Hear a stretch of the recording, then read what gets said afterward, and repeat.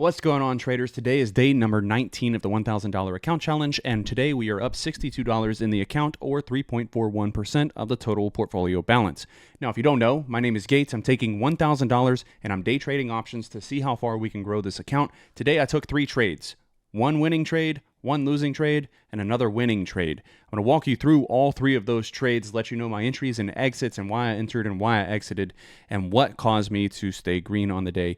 We've got a really great trade with scaling in, so I think that there's something to be said about that. So straight off of the day trade watch list, by the way, we traded live with the team today. Straight off the day trade watch list, we had Google as a long idea above $139. So we are on the 1 minute time frame here for Google.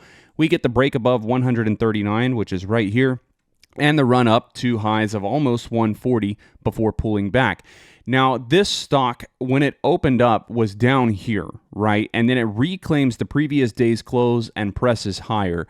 So with all of this consolidation here, I didn't want to take the entry initially, and I kind of missed this dip right there, just waiting to see if it would give us more confirmation, which it did. But once it did that, the stock goes from what's known as a red to green, where it opens below the previous day's close and runs above. And the idea here, when a stock does that, is that it will stay green for the rest of the day. So opening below the PDC, reclaiming the PDC, means that it most likely stays green for the day. Not always, but it's a day trading strategy that traders use, known as a red to green move. So when we get that, like I said, I missed this initial entry. When we get that move, I don't want to miss any run higher. I don't want to miss this running to 141. So I decide to take a dip entry long as this pulls back on the first pullback, thinking that this prior resistance area here could be new support there. Now, I take this with the intention to add into the trade. So I'm telling my team as I'm taking this trade, I'm leaving myself room to add, because if you've watched my previous videos, I like to do a risk and reward type of thing, right?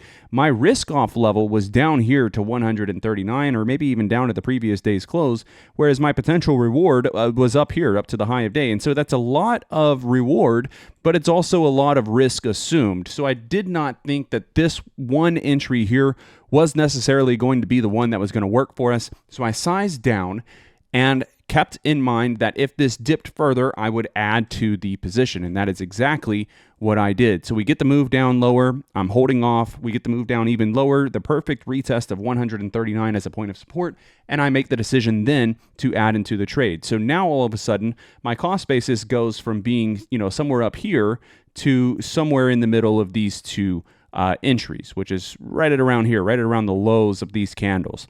From there, it's just trade management. We get the pop move up. I think we're up like 10% there.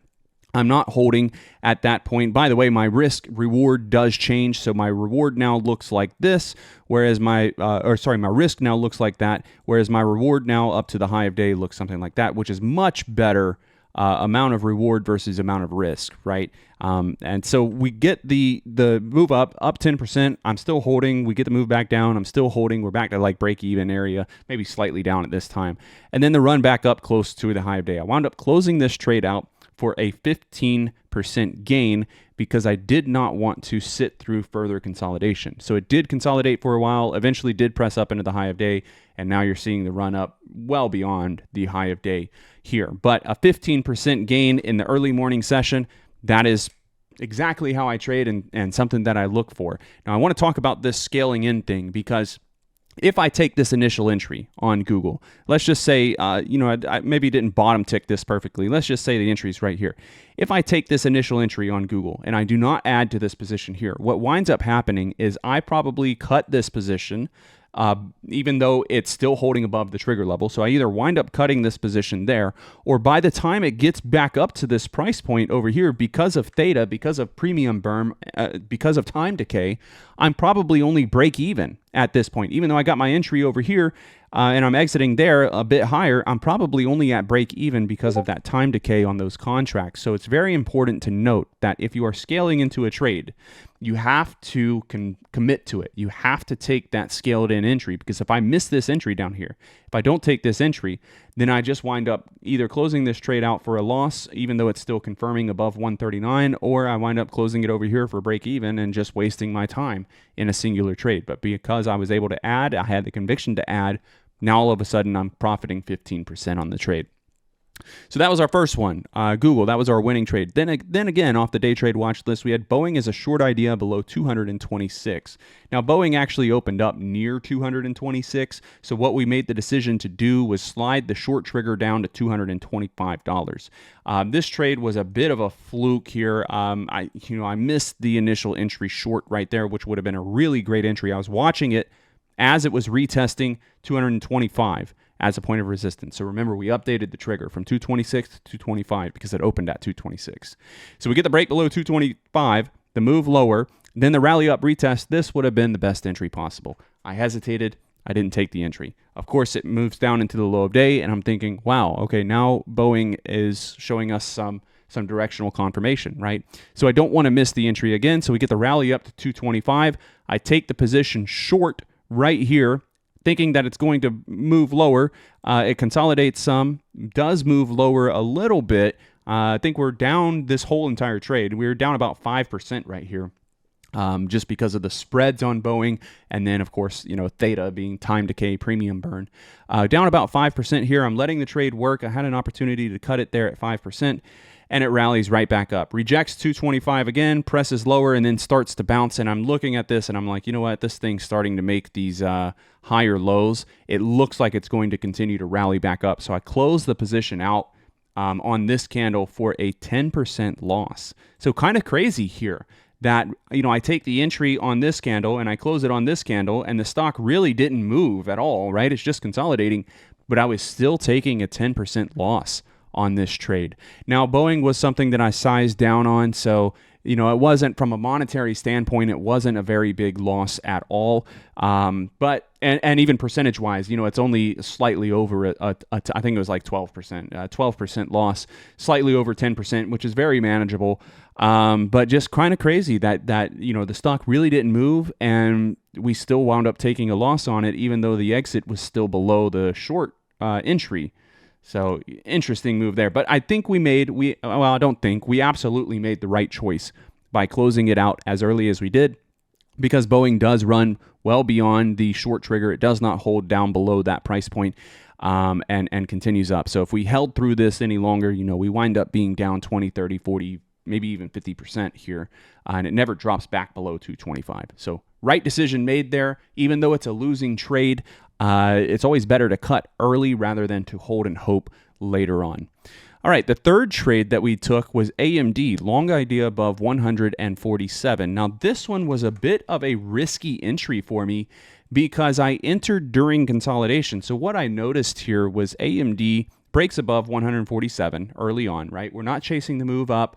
We're not trading in the first 5 minutes, and this is exactly why. Because we get the break of 147, heavy reversal right back down, right? If we go long up here, we're getting smoked on this trade coming back down. So we stayed patient. I'm watching it consolidate at the previous day's closing price, and then I see it kind of break out of this pennant pattern at the previous day's close and runs up to the 147 level, which is our trigger. Then it starts to shape up another pennant pattern. And what I tell the team, remember, we're trading live, right? What I tell the team is this is a risky entry, but I'm going to go long on AMD prior to the break of the trigger level in this consolidation. And my main thinking was AMD yesterday had such a big run, such momentum behind it, that it does make sense at the open today it would pull back some. And then I also liked intraday that it broke out above the previous day's closing price rather than down below it. So I enter long on AMD there. Now my stop loss for this trade winds up being the break of this support point. Right, so this is your kind of swing low of the pennant pattern. So this prior resistance should become new support. So my stop is 146.6. Entered long here. We get the break above the long trigger, and then from there, again, it's just trade management. Now, what I wish that I would have done here was maybe add to the position more, because I did scale down on the AMD trade just to mitigate my risk, because it was an entry that was prior to the trigger level break. But I do wish that I had added more here and caught a larger percentage of the move up, but I did not do that. We get the move up into the high of day, and I wound up closing the position out for a 10% gain because we are breaking the high of day. I did miss out on a little bit of profit there, but I would have had to hold through some up and down motion, and who knows, how much extra percentage I would have been able to get. But AMD, yeah, beautiful move there up above 147. And look at this. If you miss this entry here, you do get the perfect pullback retest of 147 yet again before it rallies back up close to the current high of day. So that is it. Those 3 trades, 2 winning trades, 1 losing trade, puts us green on the day, up $62, 3.41%. Press that like button if you haven't done so already. I hope that this video has helped you out. And if you haven't done so, subscribe to the YouTube channel. I post awesome content every single day, and I will see you tomorrow when we continue the $1,000 account challenge. Take care and enjoy your day. Thank you.